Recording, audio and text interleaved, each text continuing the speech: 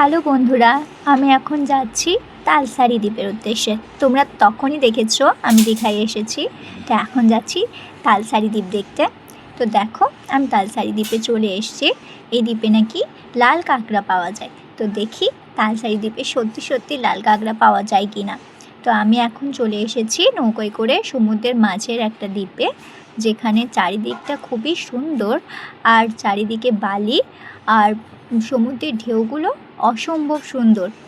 তো আমি দিদিকে এখানে বলছিলাম যে একটু রাম নাম লিখে দেখ, রাম নাম লিখলে নাকি জলটা বেশি দূর আসে না। তো দিদি লিখলো, লেখার পর দেখছি সত্যি সত্যি জল তো আসা দূর, অনেকটা দূরে চলে যাচ্ছে সমুদ্রের জলটা। তো সত্যি রাম রাম নাম লিখলে জলটা অনেক দূরেই চলে যায়। আমি এটাকে কতটা সত্যি সেটা দেখার জন্যে জাস্ট লেখা করালাম। তো তো তোমরা দেখতেই পাচ্ছো যে সমুদ্রের জলটা ঠিক কতটা জোরে আসছিল আর চারিদিকটা খুব সুন্দর দেখতে ছিল। আমরা সমুদ্রের ঠিক মাঝখানে একটা দ্বীপে দাঁড়িয়েছিলাম। জায়গাটাকে প্রায় দেখলে যেন মনে হচ্ছে খুবই ফাঁকা, আর চারিদিকে আমরা জলের মাঝে দাঁড়িয়ে রয়েছি।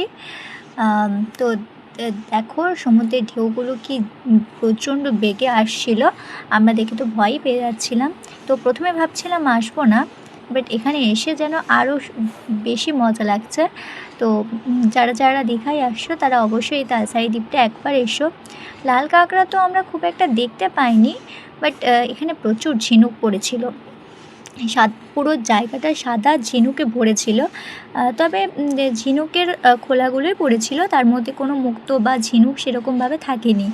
তো আমরা এই পুরো বালির জায়গাটা ঘুরে ঘুরে দেখছিলাম, আর সমুদ্রের মাঝখানে এনজয় করতে তো খুবই ভালো লাগছিলো।